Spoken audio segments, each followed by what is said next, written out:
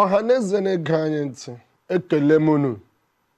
Asị m ọ pụtara ụtụtụ kelee chi ya, maka ọ bụghị ihe niile bara n'abalị pụtara n'ụtụtụ taa.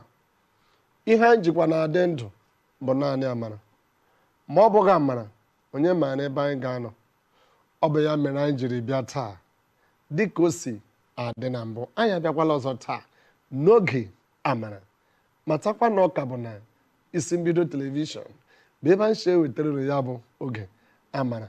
Nke bụ eziokwu bụ na onye na-amaghị ebe ebidoro, ọ gaghị ama ebe ọ ga-eme gịnị akwụsị.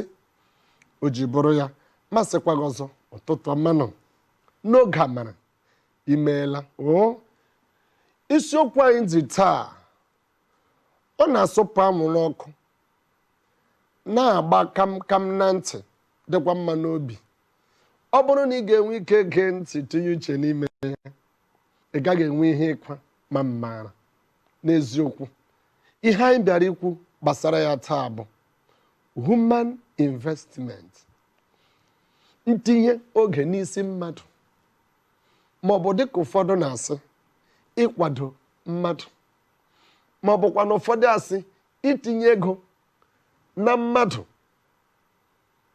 Human investment dịka ndị bekee kwuru ya, itinye oge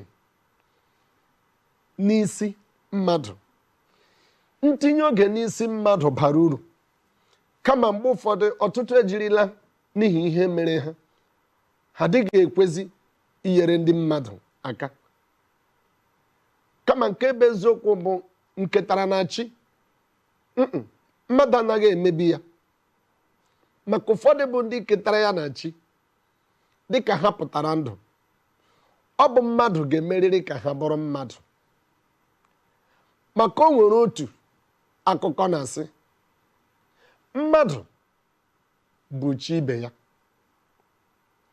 Onye ma ihe Chineke jiri mee ka ị nọrọ ọnọdụ ịnọ, maọbụ oge ịnọ, ka ọ bụ ka esi na gị wulie ndị ọzọ.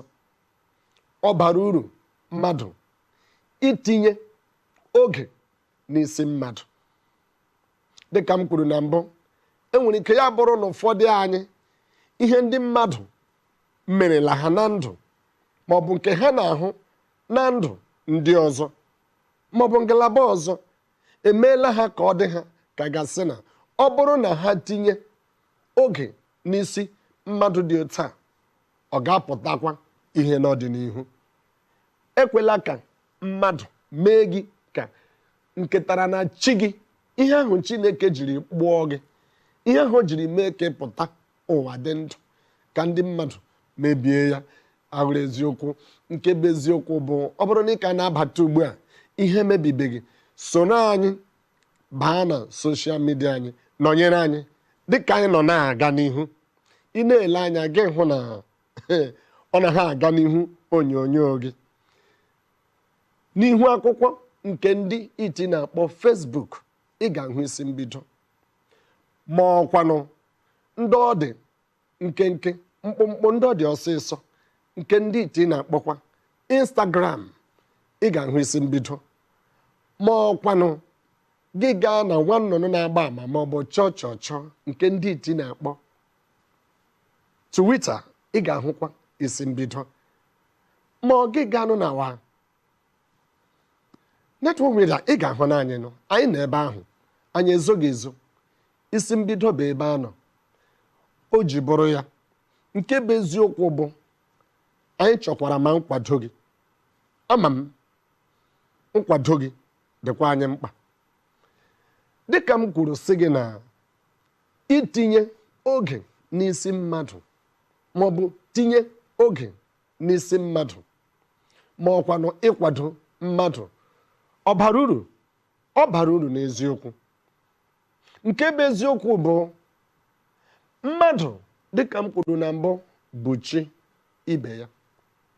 O bidoghị n'aka anyị, o bidoro n'aka Chineke.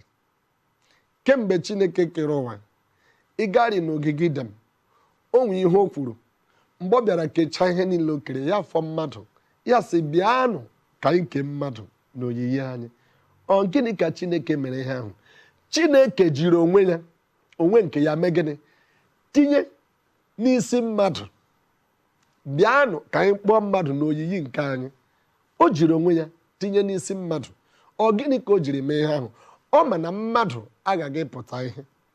Ọ ma na ọ chọrọ mmekọ ya na mmadụ.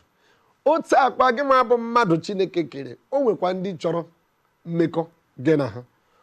Ọ ga-adị mma ka mmadụ na-etinye oge n'isi mmadụ ibe ya. A sịkwala mba, ọ gaghị ekwe omume. Ọ ga-ekwe eme. Ejikwala ihe ndị ọzọ hụrụ dịka m gwara gị na mbụ, ma ọ bụ nke megoro gị mbụ. Dịka m ga na-aga n'ihu, ị ga-ama uru ọ bara mmadụ itinye oge n'isi mmadụ. Ebe ọ bụ na ọ dị otu a, ka anyị gaa ezumike.